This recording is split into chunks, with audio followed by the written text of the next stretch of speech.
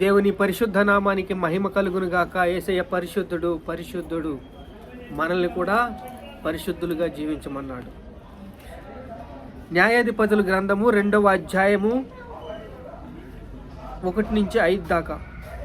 యెహోవా దూత గిల్గా నుండి బయలుదేరి బోకీమునకు వచ్చి ఇలాగ సెలవిచ్చెను, నేను మిమ్మును ఐగుప్తు దేశములో నుండి రప్పించి మీ పితరులకు ప్రమాణము చేసి దేశమునకు మిమ్మను చేర్చి మీతో చేసిన నిబంధన నేనెన్నడూను మీరను.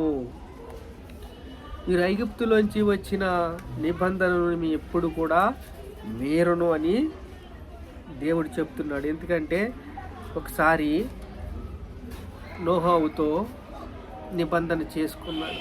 ఏమని? ఎప్పుడు మిమ్మల్ని నీళ్ళతో మిమ్మల్ని ముంచనని. ఇక్కడ వాళ్ళని ఐగుప్తు దేశంలోంచి వచ్చినప్పుడు వాళ్ళతోని నిబంధన చేసుకున్నాడు. ఆ నిబంధనతో ఇప్పుడు మనల్ని ప్రేమతో నిబంధన చేసుకున్నాడు యేసయ్య. మనకి ప్రేమ ఇచ్చాడు, ధర్మశాస్త్రముని ఇచ్చాడు. ధర్మశాస్త్రాన్ని ఏం చేశాడు?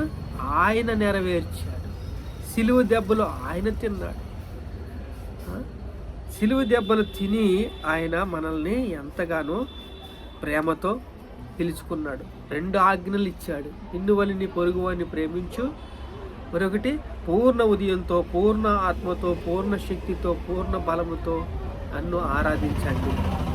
2 మాటలు ఇచ్చి మనకి దేవుడు చెప్పిన ఏ మాట కూడా నిరర్థకము కాదు. ఏ మాట కూడా నిరర్థం కాదు.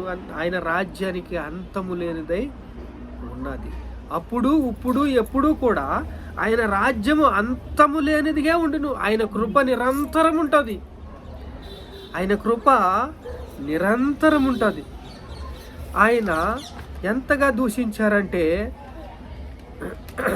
మనతో నిబంధన చేసుకున్నాడు. ఆ నిబంధన నెరవేర్చాడు. మార్కు సువార్త 15:29 చూస్తే, ఆయన దేవాలయమును పడగొట్టి 3 దినములలో కట్టువాడా, నిన్ను నీవే రక్షించుకో చెప్పి ఆయన్ని దూషించి శిలువ మీద నుంచి దిగి నిన్ను నీవు రక్షించుకో అని చెప్పి ఆయన్ని దూషించారు. శాస్త్రులు, పరిసయ్యులు, వీడు ఇతరులను రక్షించరే, తను తాను రక్షించుకోలేకపోతున్నాడే అని దూషించారు. ఎందుకంటే అక్కడ అపవాది క్రియ జరుగుచున్నది. దేవుని కార్యము కూడా ఓ పక్కన జరుగుచున్నది. దేవుని కార్యము జరుగుచున్నది. మన కోసం ప్రేమతో ఆ నిబంధనను స్థిరపరిచాడు. ఆ నిబంధనను ఎలా స్థిరపరిచాడు అంటే, ధర్మశాస్త్రాన్ని కొట్టివేయడానికి రాలేదు, దాన్ని నెరవేర్చడానికి వచ్చానని చెప్పి దాన్ని నెరవేర్చి మనందరికీ ఆయన ఒక మార్గదర్శిలాగా, నేనే మార్గము, నేనే సత్యము, నేనే జీవము అని చెప్పి ఆయన ఒక మాదిరికరంగా మనకి మారాడు. చూడండి, ఇక్కడ 3వ అధ్యాయం చూస్తే, న్యాయాధిపతులు 2వ అధ్యాయము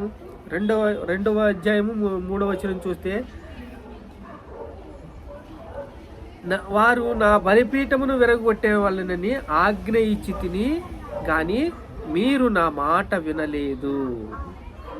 చూడండి, ఆజ్ఞ ఇచ్చి తిని. ఆజ్ఞ దేనికంటే ఇచ్చి? వారి బలిపీఠములు విరగొట్టవలెను, వారి బలిపీఠములు విరగొట్టవలెనని చెప్పి ఆజ్ఞ ఇచ్చితిని కానీ మీరు వినలేదు. అంటే ఏలియా వచ్చి సమస్తమును చక్కబెట్టి వెళ్ళిపోయాడు. వెళ్ళిపోయి ఏం చేశాడంటే మనకి ఒక యేసయ్యతో నిబంధన ఏర్పరిచాడు. యేసయ్యతో నిబంధన ఏర్పరిచి మనకి ఏం చేశాడంటే ఆజ్ఞ ఇచ్చాడు. ఆజ్ఞ అతిక్రమమే పాపము. ఆజ్ఞ ఏం చెప్పాడు మనకి? ఆయన చెప్పింది మనం చేయలేకపోయాం. ధర్మశాస్త్రాన్ని చేయలేకపోయాం.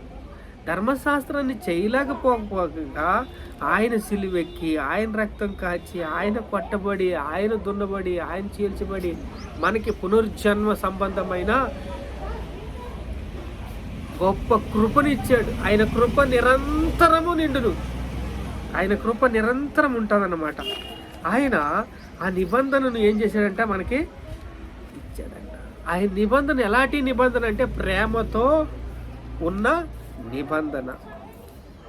ప్రేమతో ఆయన నిబంధనను ఏర్పరిచాడు. ఆ ప్రేమతో నిబంధనను ఏర్పరిచి మనకి కృప ఇచ్చాడు. చూడండి, వారు మీ పక్కలకు శూలముగా నుందురు, వారి దేవతలు మీకు ఉరిగా నుందురని చెప్పుచున్నాను. వారు మీకు శూలంగా ఉంటారు. నా మాట వినలేదు మీరు. నేను చెప్పాను కానీ, ఆజ్ఞ ఇచ్చాను కానీ మీరు వినలేదు. వారు మీకు శూలంగా ఉంటారు. శూలంగా ఉంటారు, మరి బళ్ళెంగానే ఉంటారు. ఆ బళ్ళెం పోటు ఎవరు పడ్డారు? యేసయ్య శిలువ మీద ఆ బళ్ళెం పోటు. ఇదంతా కూడా ధర్మశాస్త్రాన్ని నెరవేర్చింది యేసయ్య. యేసయ్య ధర్మశాస్త్రాన్ని నిర్మించి మనకి ఏం చేశాడంటే శాంతికరమైన మార్గము ఇచ్చాడు, ఓర్పు ఇచ్చాడండి. శాంతికరమైన మార్గం అంటే ఏంటి? ఓర్పు, ఐక్యత, సహనము, ప్రేమ, అనురాగాలు ఇచ్చాడు. ఈ ప్రేమ అనురాగాలు ఇస్తే అదంతా కూడా సైతాను మనుషులందరినీ కూడా బంధించేసాడు. అందరినీ కూడా బంధించి దురాత్మలతో పోరాటము, మనము దుష్ట శక్తులతో పోరాడవలసిన పరిస్థితి వచ్చేసింది. ఒక పక్కన వాగ్దానం ఉంది, అది మరుగైపోయింది. మంచి ఎలాగా మానవత్వం లేకుండా మనిషిని చేసేసి బంధించి లోకమంతా కూడా పాపమనే దాహంతో నింపేశారు. వాళ్ళు బల్యంగా ఉంటారు, వాళ్ళు శూలంగా ఉంటారు మీకు అంటే ఆ శూలం దెబ్బ ఎవరు తిన్నారు? యేసయ్య. వాళ్ళు అంతా కూడా వాళ్ళు బలిపీఠాలు పడగొట్టండి అంటే పడగొట్టారా? పడగొట్టలేదు. అది ఎవరు చేశారు? మన ఏలియా వచ్చి సమస్తమును చక్కబెట్టి వెళ్ళిపోయాడు. యేసయ్య ఏం చేశాడు? ఆ నిబంధనను ప్రేమతో ఆ నిబంధనను నెరవేర్చాడు. యేసయ్య ఆ ప్రేమతో నిన్ను వలె నీ పొరుగు అని ప్రేమించు. ఆ ప్రేమతో గెలవండి అయ్యా. ఇది మీరు ఇంక నేను ఇచ్చే ఆజ్ఞ ఏంటంటే 2 ఆజ్ఞలు. పూర్ణ ఉదయంతో, పూర్ణ ఆత్మతో, పూర్ణ శక్తితో, పూర్ణ బలముతో దేవుణ్ణి ఆరాధించండి. దేవుణ్ణి ఆరాధించి నిన్ను వల్ల పొరుగు అని ప్రేమించండి అని మనకి ఆజ్ఞ ఇచ్చాడు. 2 ఆజ్ఞలు ఇచ్చాడు. గొర్రెపిల్ల మనస్సు కావాలి, దీనత్వము కావాలి, ప్రార్థన అనే దాహము కావాలి. ఈరోజు ఒక సహోదరి సాక్ష్యం చెప్పింది. మాకు 2 ఎకరాల పొలం ఉందండి, ఆ పొలంలో ఏమీ పండదండి, అంతా బీడైపోయిందంట. 4 బోర్లు వేయించారంట. ఒక్కొక్క బోర్కి 1,00,000, 4 లక్షలు. వడ్డీ కట్టలేక, తిండి లేదు, తిప్పలు లేవు. ఈరోజు భర్త ఉండి భర్త లేడు, భర్త ఉన్నా కళ్ళు ఎదురుగుండా భర్త ఉన్నా ఎంతో సంకటం, బాధ, వేదన. ఓ పక్కన భార్య ఉన్నా వేదన, సంకట, బాధ, భారం మోయవలసి వచ్చిన బాధ. ఈరోజు ఇరుగు పొరుగు వారు, బంధువులు, అన్ని ఇంట్లో సమస్యలు ఇవన్నీ కూడా సైతాను ఒక దాడి. ప్రేమ లేదు, ఆప్యాయత లేదు, అనురాగం లేదు, అన్నిటినీ కూడా మానవత్వం అనేదే లేకుండా సంఖ్యళ్ళు సంఖ్యళ్ళు సంఖ్యళ్ళు సంఖ్యళ్ళు సంఖ్యళ్ళు సంఖ్యలు అందరికీ సంఖ్యళ్ళు వేసి బంధించేసి వినాలంతే. మాట వినకపోతే ఏం లేదు, ఇంకా బంద్. మాట వినవలసిందే. మాట వినకపోతే, అపవాది మాట వినకపోతే ఆ దాసత్వం నుంచి విడుదల లేదు.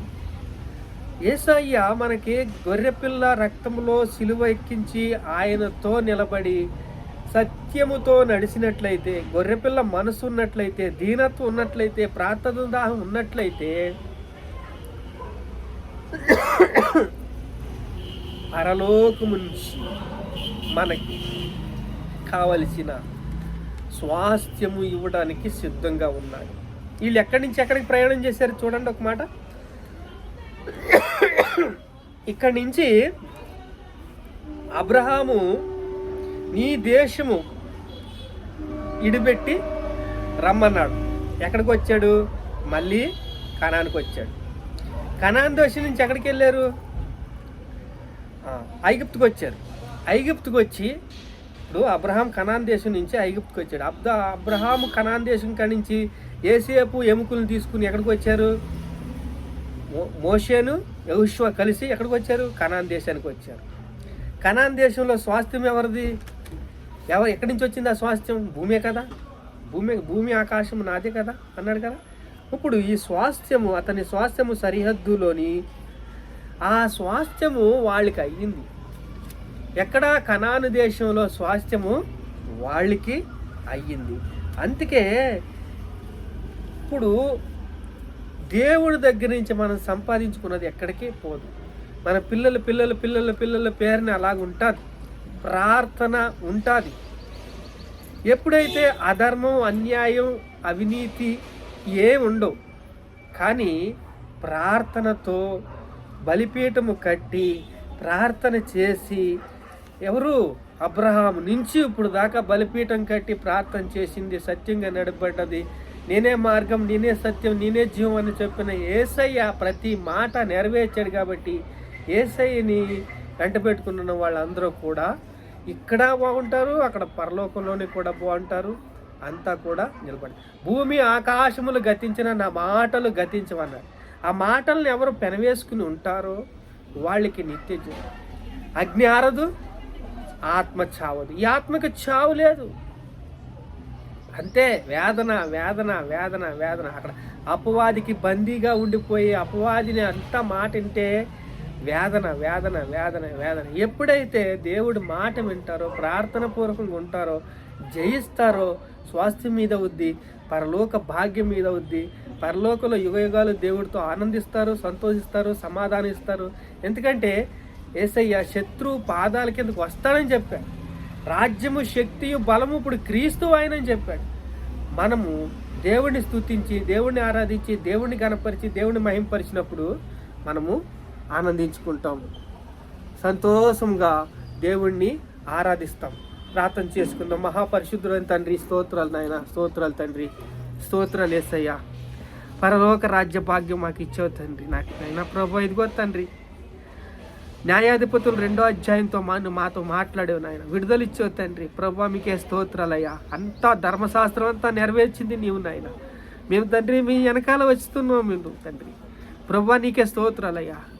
అయ్యా, మా నిబంధనలు నెరవేర్చావయ్యా, మా నిబంధనలను జ్ఞాపకం చేసుకున్నావయ్యా, మమ్మల్ని బలపరిచావయ్యా. మీకే స్తోత్రాలు, స్తుతి, మహిమ, ఘనత, ప్రభావాలు యేసుక్రీస్తు నామములో చెల్లిస్తున్నాం తండ్రి. ఆమేన్.